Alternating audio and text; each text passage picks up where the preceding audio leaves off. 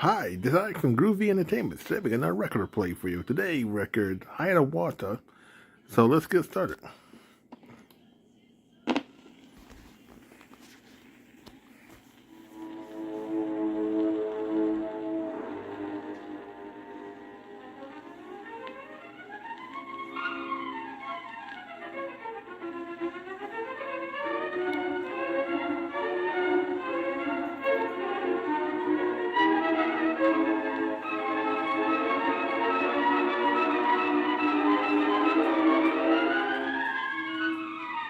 The legend of Hiawatha is a fable of long ago.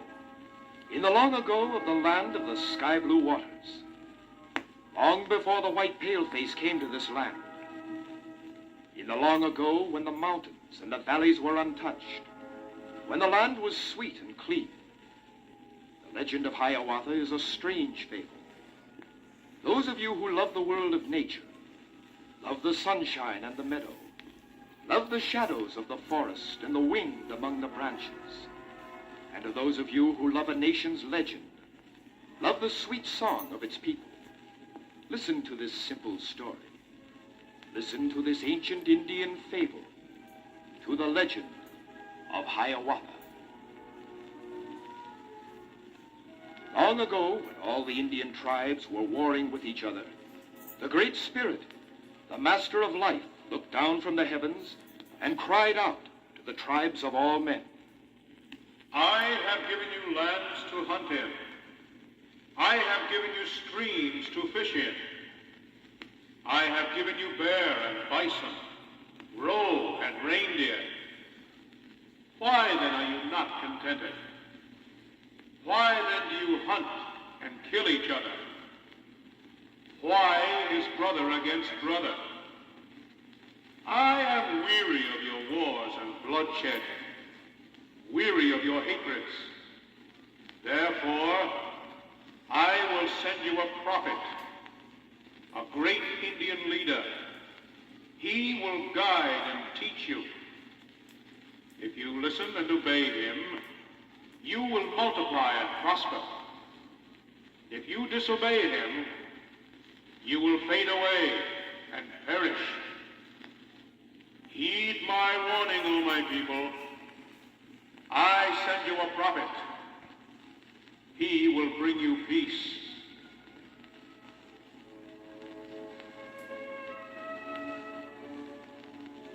Many moons passed, and as the Master of Life had promised, a prophet did come. His father was Kabayo, the west wind, who blew across the country and fell in love with the maiden Winona. He wooed her with words of sweetness, with soft caresses, till she bore a son of love. Then the west wind deserted Winona and left her in sorrow. Thus was born Hiawatha. Tell me, Grandmother Nokomis, of my father and mother. Your mother was a beautiful young maiden. Your father, the fierce, unconquerable west wind. He deceived your mother, who died when you were born. Your father returned across the country from whence he came. But I, Nokomis, shall teach you many things. You shall learn the language of the birds that fly and the animals who roam the land. You shall know the secrets of the forest and the secrets of the heavens. For you, Hiawatha, are the chosen one. The one the Master of all life has promised he would send to all people. I shall learn, and one day I shall seek out the west wind and deal with him for the sorrow that he brought my mother. And Hiawatha did learn. He was skilled in all crafts of the hunter. Swift of foot was Hiawatha, for he wore magic moccasins, and every stride he took measured more than a mile. He wore enchanted mittens, and with these mittens he could crack rocks apart and grind them into so much powder. Out of childhood and into manhood grew this great Indian. Grandmother Nokomis, it is time for me to go and seek out my father. Go not, Hiawatha. He is strong. He is indestructible. He will harm you with his magic, defeat you with his cunning. You will not be able to find him. I will find him. I go across the land to the doorway of the west wind, to the portals of the sunset. Oh, great west wind, I have come to seek you out. Come across this great land to meet my father. Welcome, Hiawatha. Welcome to the kingdom of the west wind. Long have I waited for you. Your youth is great, and age is lonely. Your youth is fiery. My age is frosty. You bring back days long departed. You bring back my youth, the memory of the beautiful Winona. My mother, who you deceived and left in great sorrow. It was you who took her young life and beauty, trampled it beneath your footsteps. Confess it. Confess! Ah, but that was long ago. And now you have come. Stay and share this kingdom with me. Never. I shall return to serve my people after I have dealt with you for your deception. I must know who is stronger, who is master. But there is nothing nor no one that can defeat me. I am invulnerable, indestructible. Laugh if you will. Go on and laugh. But before I return to my people, I must know that I can control the west wind. I shall crush this mountainside and heave it at your kingdom and bury you in your power beneath it. And I shall blow it back at you.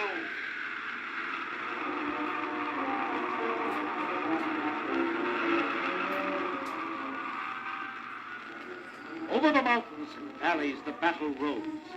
The earth shook, and for 3 days and 3 nights across the face of the land, the conflict raged. Finally, hold, my son, my Hiawatha. You cannot kill me, nor can I destroy you. This is but another trial for you, another test of valor and courage. Go back to your home and to your people. Cleanse the earth from all that harms it. Clear the fishing grounds and the rivers. Slay all the monsters and magicians. Go forth, as it has been foretold by the Great Spirit and the Master of Life. Thus was fought that titanic battle, and to this day one can see traces of it. One sees it in the broken mountains, in giant crevices, in deep gorges, in the rivers that rush into waterfalls, huge caverns. These and many more mark this famous battle.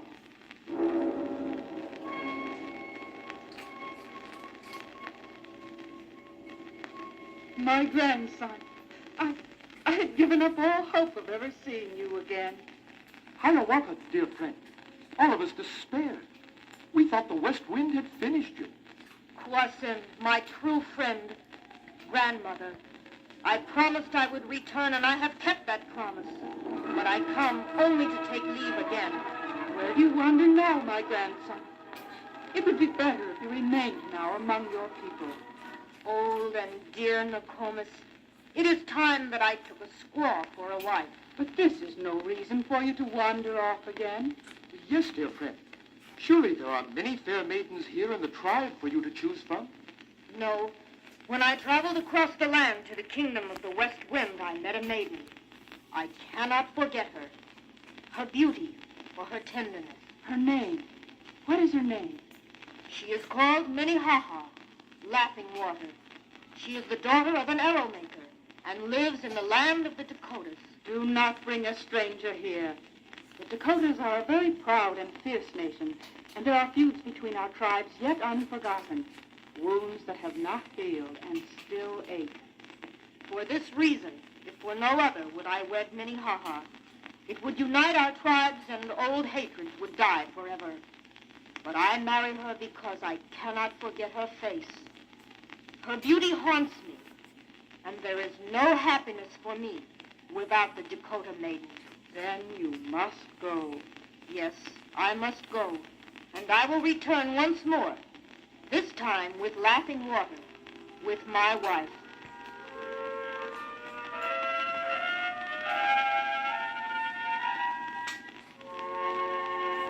And return he did, with the loveliest of the Dakota women, returned to the land of his people, the Ojibways. And there he married the beautiful Indian maiden.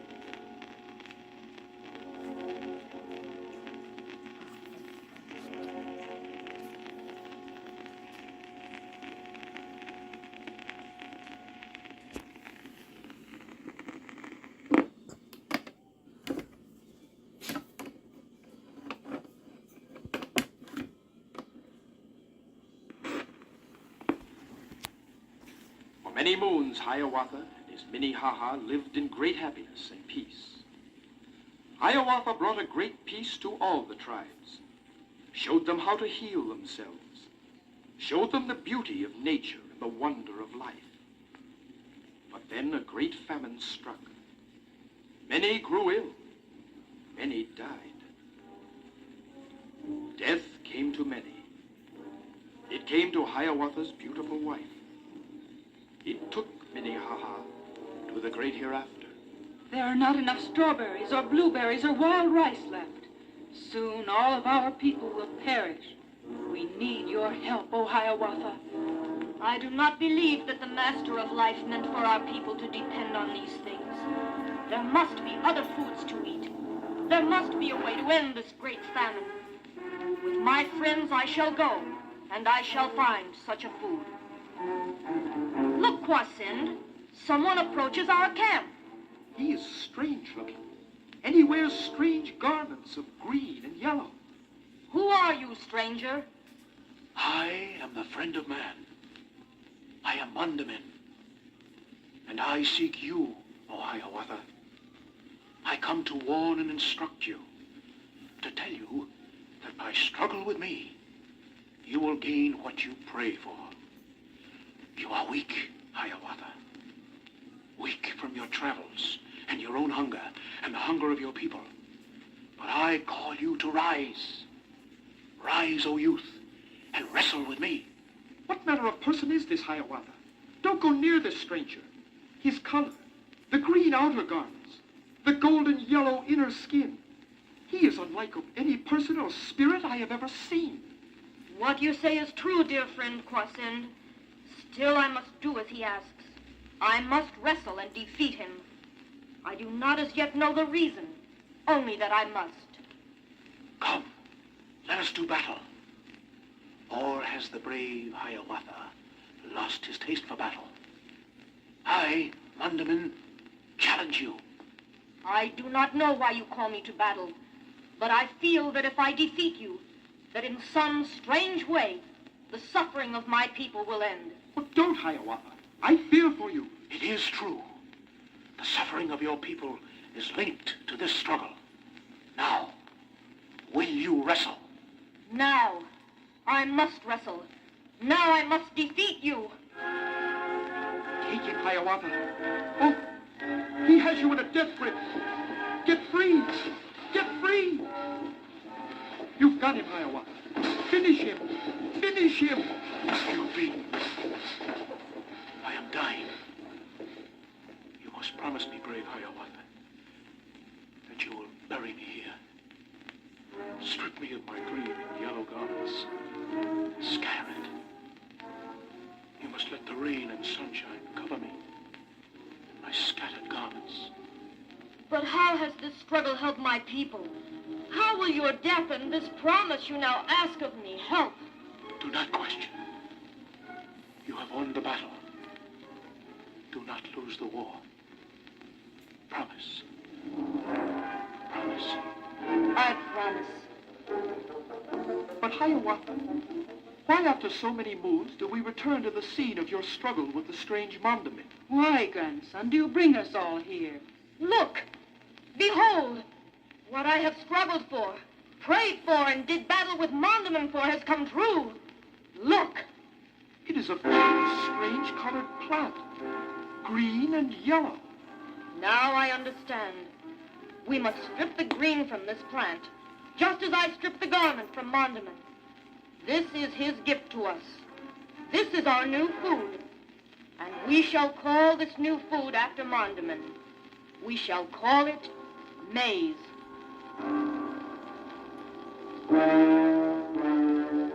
By the shores of Gitchigumi, By the big sea water, time passed. Many wonders did Hiawatha show his people. Great joy visited him, and later, great sorrow, for many of his good friends passed on to the great beyond. One day, he spoke to his people. Time never changes. It moves on and on. But as it moves, it changes our lives. Soon, our lives will change greatly. I have had a great vision. Tell us, Hiawatha. Tell us of your great vision. Tell us. There is a water, bigger than the big sea water, broader than the Gitchigumi. It is bitter, so that none can drink it. What is this he speaks of? Has the great leader grown old and foolish? Listen to me.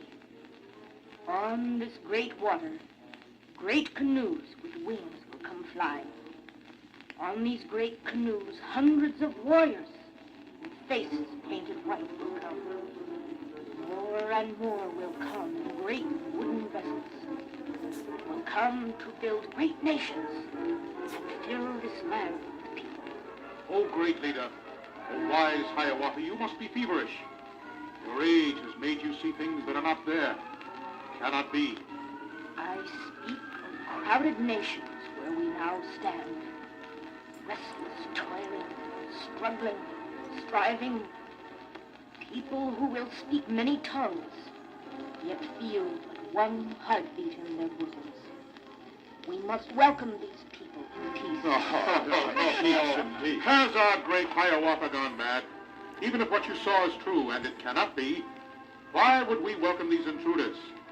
This is our land. Yes, it is ours. Our land. I hear the end of what I tell you. I beheld our nation scattered, all my counseling forgotten, the peace broken, and our people weakened from warring with each other and with the white painted faces. I saw the remnants of our people pushed westward like a cloud of dust, scattered like the withered leaves of autumn.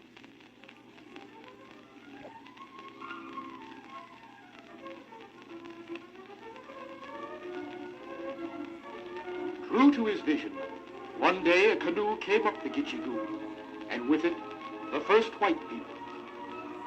Welcome, O strangers, welcome to our lands. All our village in peace awaits you. All our doors stand open for you.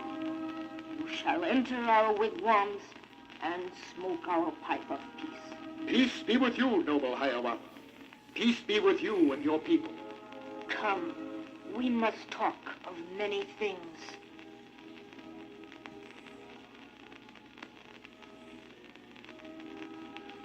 My people, I have spoken with the paleface.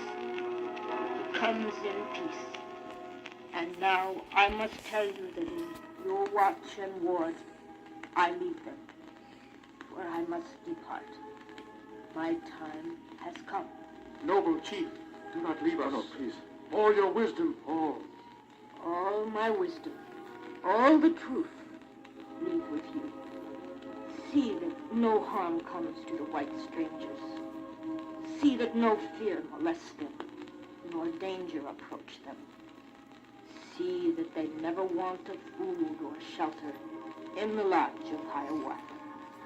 For they are our brothers, sent to us by the Master of Life.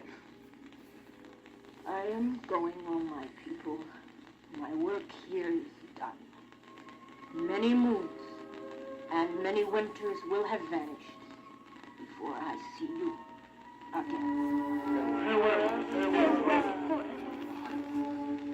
The people watched from the shore, watched the birch canoe with their Hiawatha sail in the distance until it seemed lifted to the heavens.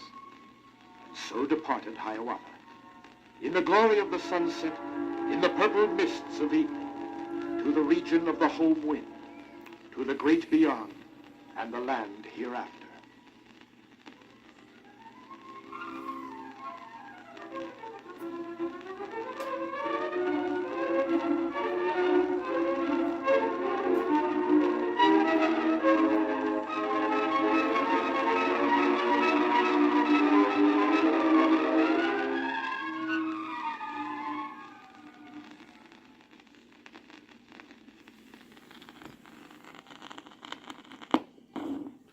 So that was Hiawatha. So please like, subscribe, share, and comment. Have a groovy day with another video coming out real soon.